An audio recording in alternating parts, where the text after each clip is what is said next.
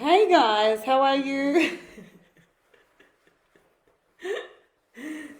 Hey guys, and welcome to What Dee Thinks special Dee Talk Live tonight. How is everybody? How are we all feeling? How are we all vibing? Are we ready for another epic episode of tonight's fashion topic? Something a bit crazy, a bit different. Tonight, I want to thank the Court Gesture costume place again in Laverton for helping us with this get up for tonight's fashion topic that we are bringing to you guys today.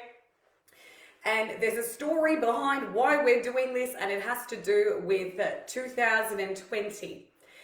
Fashion within itself derives from many years of previous fashion styles or looks, and it comes from different designers that we've grown up with and we've become accustomed to as we have grown up in our surroundings. So let's just say we grew up in the 80s or the 70s or the 60s or the 80s or 90s or 2000s.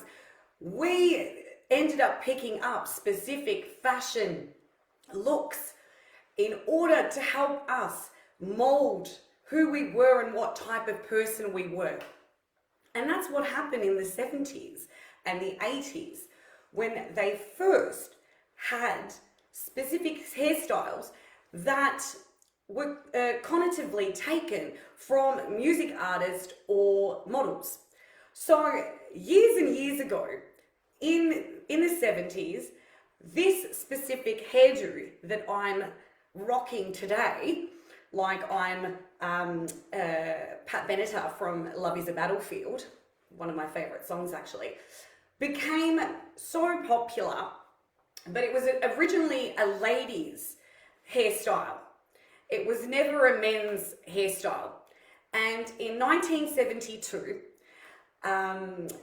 David Bowie actually saw a model, and the model was part of the designer Yamamoto, and he had seen a picture of it, a photo of it, and he went to his hairdresser, and I remember her name is Susie Jensen, off the top of my head with the research that I've done.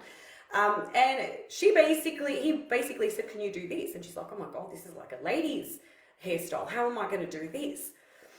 So she said, okay, yes. But then in the back of her mind was thinking, oh my God, this is crazy. How am I even going to do this?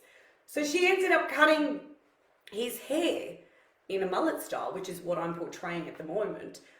And it became probably one of the most infamous hairstyles, alongside Little Richard as well, because they were two amazing artists that were upcoming in those days, because a lot of you know them now, obviously, as being amazing.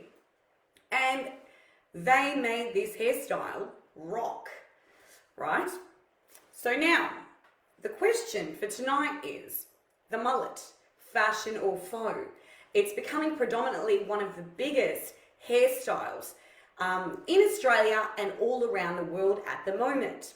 And it has a lot to do with the fact that in 2020, due to the pandemic, due to this COVID that we were going through, many hairdressers were closed. So a lot of unexpected styles were coming to the fore, and they were becoming so popular. And a lot of what you see now is because of the previous pandemic. So with a lot that I've written in previous articles as well, especially the one that will be coming out soon, it's called Back to the Fashion, it states, even before going into every single decade, era, whatever you want to call it, that fashion is depicted by life circumstances, by political agendas, by world wars, and economic and social issues that pretty much evolve. So it makes a lot of sense that the mullet is now back in fashion. So it's all to do with what happens, how people react to specific things, and how we go against it or how we accept it. So on Saturday night, this is where this idea came from as well. On Saturday night, my girlfriend and I actually went out, and we had gone out to a well-known place, and everywhere you looked was a guy rocking a mullet, or he was part of a mullet gang, and that's what we call it, right? The mullet gang. We're like, what is this? The mullet gang, right? So it was something that was very interesting, because it wasn't only then that we realized that this hairstyle was coming into being amazing and fashionable. It was the fact that it had happened a long time before. But with fashion styles, it takes them a long time to become big and really popular, because what basically happens is some sort of event needs to manifest or happen in order for them to come to surface and become so popular, because so many people tend to follow suit, which is what I try and say with identity. So whatever your friend's rocking, or whatever your friend's wearing, or what type of statement you're trying to make, they'll do the same, so they're not left behind. And I beg to differ, because if my friends were wearing a mullet, or went to go and get something like this done to their, your hair, I'd be like, no. Because I had a bad episode at one stage where I looked like a Pomeranian, and it wasn't really interesting, and it wasn't really attractive, let's just say that. So today's question addresses that. With me, I don't like the mullet personally. I think it's a bit different, yes, and cool, and I have nothing against people that do it, go for it. It's part of the style, but it's part of what's actually upcoming, and it's massive. It's one of the biggest fashion, hairdresser, hairstyle statements that have come through 220. So 221 this year, it's going to get even more popular, because the upcoming trends don't kick into action up until later on in the year, because it's the starting point, even though predominantly it was evident to start off with, and towards the end of the year when it sort of started seeping in. But now it's a lot more in your face, and eventually it'll become, what everybody is sporting, the mullet. Like, I won't sport a mullet, obviously, but it depends. It depends on, and if it's in fashion. Thank you, Waverley Park Dental. Yes, very nice hair, very nice hair.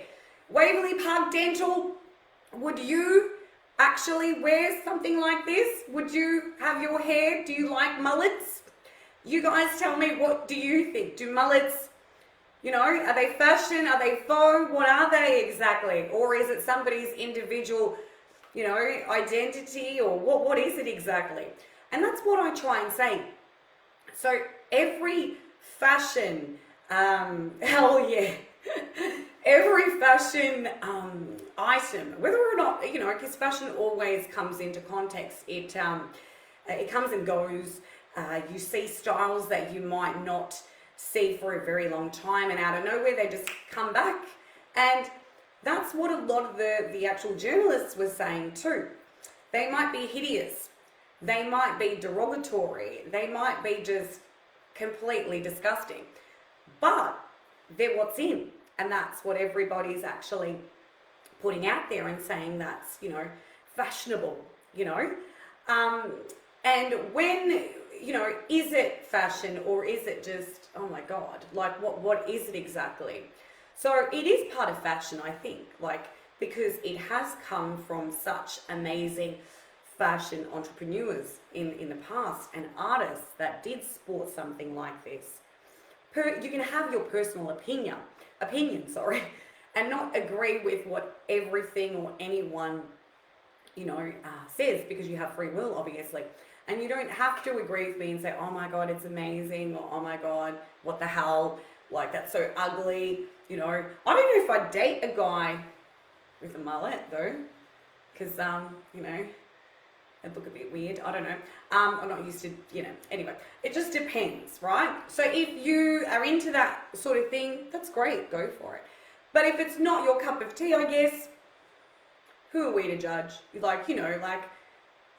It's all personal at the end of the day, And then that's why we thought today we'd do something like this, because it's so much more fun, getting into it, seeing what it feels like, and to experience it.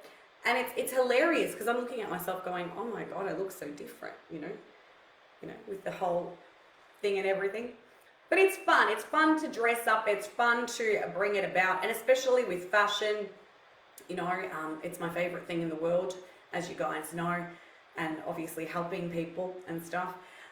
So there we go. It is part of fashion. And then you've got your own individual perspective on it. Each to their own, as they say. Exactly, Waverley Park. It's so true. It's so true. And it's up to the person. I personally don't really, like it. I get that it's part of fashion, but you know what? Maybe on some it might look a bit better than others. I don't know, but I'm just a bit, how's it going? Like it just really depends. We have exciting news that I will mention tomorrow. And I really want everyone to get involved, because this is huge. As you guys know, we are doing a Dee on the streets on the 19th of March at Eleni's Kitchen and Bar, which a lot of people have already contacted me and are coming down and having dinner there and getting involved with the live. There will be a live band and entertainment afterwards as well. So if you want to come down, you're more than welcome. I haven't decided what time as yet I will be live, but I will disclose the information as soon as I know myself, because it's a bit up in the air. And we are starting a new segment within the next couple of weeks, and it will be concentrating on fashion, but it won't be in the studio. It'll be live somewhere else. So tomorrow you guys will know. Please get involved. Please support us. We love you so much. Thank you for the love and support and your constant positive belief in us every week. We really, really do appreciate it. And we hope you guys have a magnificent evening. Thank you again for joining me on Dee Talk Live on Thursdays. I'm going to go and take my hair off. I love you all so much. As I said, and I'll see you guys probably next Thursday, because we do have a public holiday here on Monday. So I am taking a little bit of a break. I will see you guys on Thursday next week for Dee Talk Live. Thank you so much for joining me, everyone. I hope you guys have an amazing evening. Much love. Dee out, Dee out, Dee out. See you guys.